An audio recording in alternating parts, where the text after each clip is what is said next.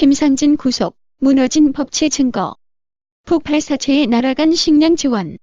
우리나라 국민의 68.3%는 현재 300명인 국회의원 수를 줄여야 한다고 생각하는 것으로 여론조사 결과 나타났습니다.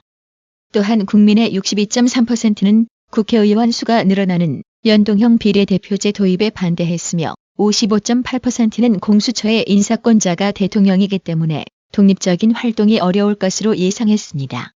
여론조사 전문업체 여론조사공정위 펜앤드마이크의 의뢰로 지난 8일 하루 동안 조사해 9일 발표한 결과에 따르면 국민의 68.3%는 현재 300명인 국회의원 수를 줄여야 한다고 대답했습니다. 반면 국민 13.6%는 국회의원 수를 늘려야 한다고 대답했습니다. 현재가 적정하다는 응답은 14.0%였습니다. 또한 문재인 대통령이 집권 후 2년 동안 대통령의 친인척과 고위공직자의 비위행위를 감찰하는 특별감찰관을 임명하지 않고 있는 것에 대해서는 국민의 58.0%가 속히 임명해야 한다고 응답했습니다. 반면 국민의 29.2%는 불필요한 직책이므로 임명할 필요가 없다고 응답했습니다. 국민 55.8%는 고위공직자 비리수사처 공수처의 인사권자가 대통령이므로 독립적인 활동이 어려울 것으로 예상했습니다. 반면 국민 37.4%는 대통령으로부터 독립적인 활동이 가능할 것으로 예상했습니다. 문재인 대통령의 국정수행에 대해서는 잘못하고 있다는 부정평가 46.8%가 잘하고 있다는 긍정평가 33.2%보다 높게 나타났습니다. 보통이다는 응답자는 18.3%였습니다. 자유한국당이 11일 대구에서 4차 대규모 장외 집회에 나섰습니다. 지난달 20일부터 3주 연속 서울 광화문에서 주말 집회를 연 한국당은 보수 텃밭인 대구를 새로운 투쟁장으로 선택했습니다. 집회에 2만 명이 운집한 가운데 한국당은 이날 오후 3시 30분 대구 달서구 대구문화예술회관 앞에서 문재인 정부 규탄 대회를 개최했습니다. 한편 11일 오후 1시 서울역에서 열린 대한애국당 주최 123차 태극기 집회에는 서울역에서 일부 집회를 한 후 14시 30분부터 광화문까지 행진했습니다. 2부 집회에서는 광화문에서 문재인 정권에 대한 강력한 규탄 목소리를 높였습니다. 전국 백수들에게 암울한 소식이 들려왔습니다. 중소기업 청년 채용을 장려하기 위해 정부에서 지원하는 청년 고용 장려금이 전격 중단됩니다. 올해 지원 규모를 2배 가까이 늘렸지만 연초 신청이 급증하면서 관련 예산이 바닥났기 때문이라고 합니다. 그런데 무슨 정책이 나라 빚내서 청년 고용 장려금을 주나요? 이걸 추경이 중단돼서 지금 못한다는 자체가 포퓰리즘 정책 아닌가요? 해당 기사의 AJHJ라는 아이디의 온라인 누리꾼은 공짜로 뭘 준다는 게 처음엔 솔깃해도 나중엔 다 대가를 치른다라고 일침을 날렸습니다. 미국이 무서운 줄 몰랐나? 증권가에서는 미국의 경제 파워를 실감하기도 했습니다. 오전까지 멀쩡했던 주가가 점심 먹고 돌아오니 10% 넘게 떨어졌더라고요. 미중 무역 협상이 결렬됐다는 사실을 뒤늦게 접했는데 아무리 생각해도 너무나 허탈합니다. 미국 대통령 말 한마디에 이렇게 무너지다니요. 5월 9일 국내 증시가 미중 무역 협상 결렬 소식에 급락하자 투자자들은 그야말로 멘붕에 빠졌습니다. 예상보다 큰 낙폭의 당장 내일이 걱정이라는 반응이 많습니다. 5월 9일 미중 무역 협상이 결렬되자 미국은 10일 오전 0시 1분, 한국 시간 9일 오후 1시 1분을 기점으로 중국산 수입품 2천억 달러치에 대한 관세율을 10%에서 25%로 인상했습니다. 새로운 세율은 이 시점을 기준으로 중국에서 미국으로 출발하는 화물에 적용됩니다. 따라서 한국 경제에도 간접적인 영향을 미칠 것으로 보입니다. 윤석열 서울중앙지검장 자택 앞에서 날계란 2개로 협박성 인터넷 방송을 한 혐의를 받고 있는 우파 유튜버 김상진 단장이 포승줄에 묶인 채 10일 오후 서울중앙지법으로 구속 전 피의자 신문, 영장실질심사를 받기 위해 출석하는 사진을 보며 매우 착잡했습니다. 더 착잡한 건 결국 예상대로 11일 0시 30분 서울중앙지법 송경호 영장전담 부장판사는 검찰의 수사와 법원의 재판을 거부할 가능성이 있다며 김 사무총장의 인신을 구속하기로 결정했다고 밝혔습니다.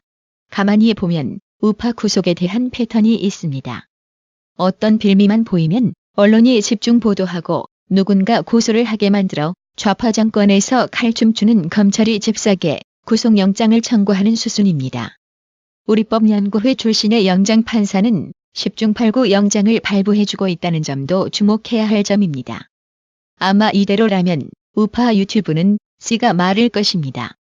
5월 11일 자유한국당은 날계란 두 알을 들고 윤석열 서울중앙지검장이 거주하는 아파트 앞에서 유튜브 방송을 하며 똑바로 하라고 주장하다 구속된 우파 시민운동가 김상진 자유연대 사무총장과 관련 문재인 정부 사법부는 우파 시민운동에만 수갑 채우는 사법부라는 비난을 들어 마땅하다며 각성을 촉구했습니다.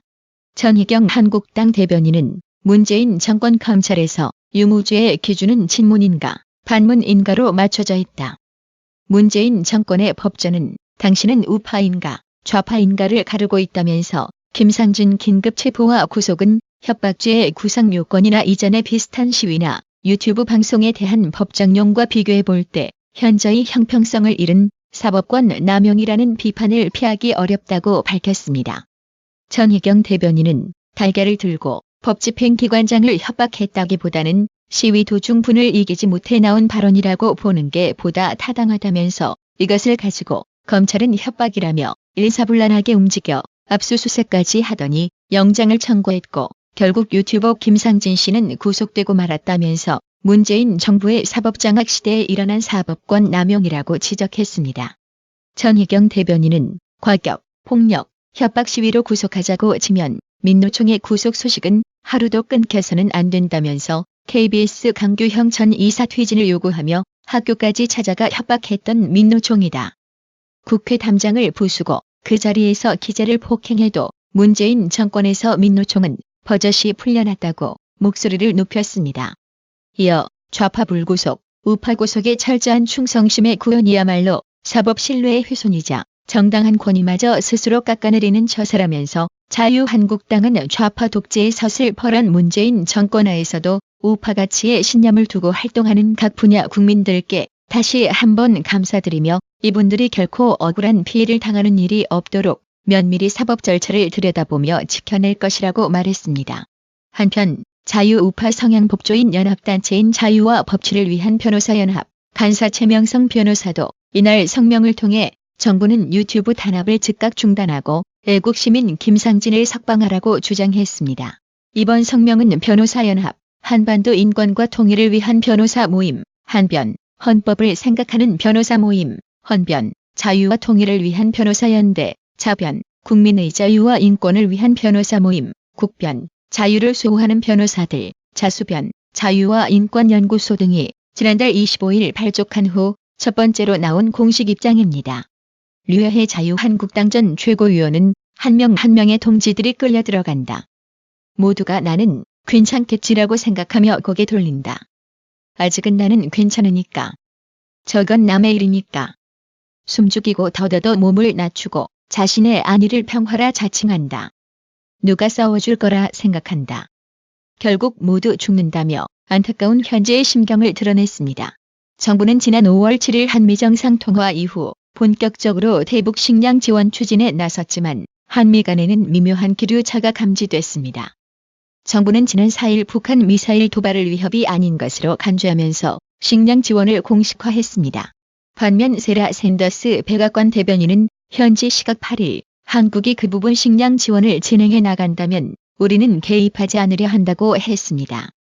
그러면서 북한에 관한 우리 입장은 최대 압박 전략을 계속해 나간다는 것이라며 주안점은 비핵화에 있다고 했습니다.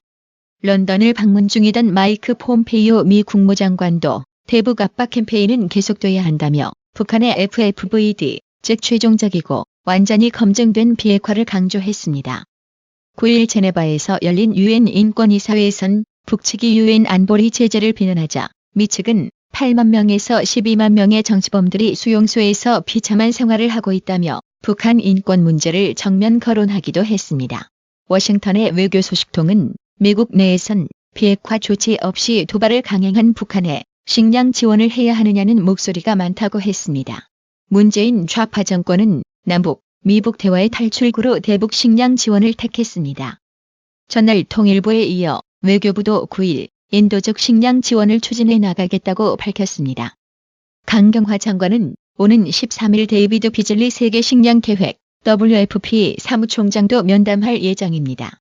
하지만 북한이 우리 정부의 노력에 찬물을 끼얹으면서 식량 지원에 제동이 걸릴 수 있다는 전망도 나옵니다.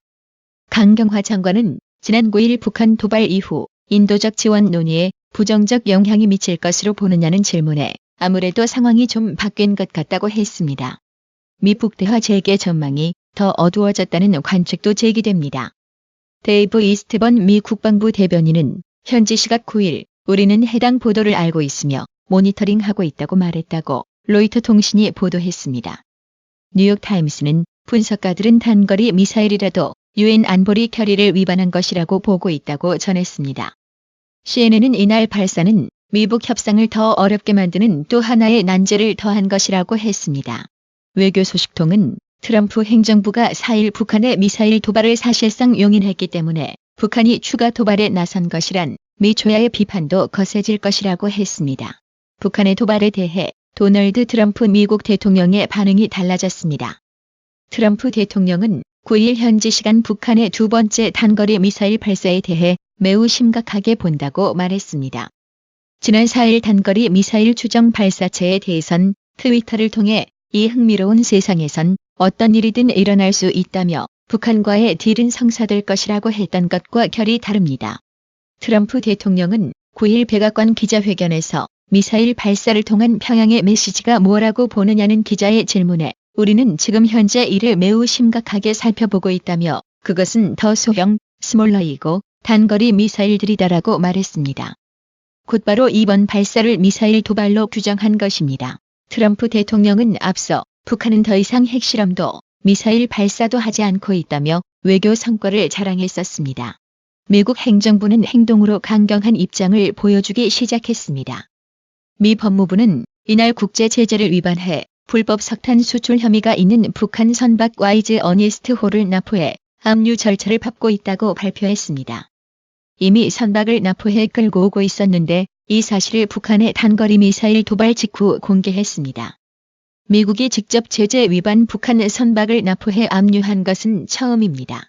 존 데머스 법무부 차관보는 해당 제재 위반 선박은 운항이 정지된 상황이며 미 연방 집행관과 해안경비대의 협조로 미국 영해에 인도하는 중이라고 말했습니다. 법무부에 따르면 와이즈 어니스트 호는 17,601톤으로 북한의 단일 선체 벌크선 중 최대 규모 선박 중 하나입니다. 북한의 불법 석탄 수출이나 중장비 수입을 담당했다고 합니다. 어니스트 호는 앞서 인도네시아 당국이 지난해 제재 위반 혐의로 적발한 것으로 알려졌습니다. 자유한국당 정당해산청원은 언론의 집중적인 홍보 보도가 큰 영향력을 발휘했고 더불어민주당 정당해산청원은 언론이 대놓고 외면하고 있는 가운데 4월 29일에 청원을 시작한 더불어민주당 정당해산청원도 약 32만에 근접했습니다. 이제 청와대는 이에 대한 답변을 준비해야만 할 겁니다. 그동안 다중동의 가능한 기능에 대한 의혹 제기에 청와대 청원 게시판은 현재 청원 동의를 한 번만 하도록 바뀌어진 상태입니다. 이마영님, 김근영님, 박동영님, 구독료 후원 정말 감사드립니다. 나라의 TV는 보다 더 양질의 컨텐츠를 생산하기 위해 자발적 구독료를 후원 형식으로 받고 있으니 많은 성원 부탁드립니다. 시청해주셔서 감사합니다. 구독은 꼭 눌러주세요.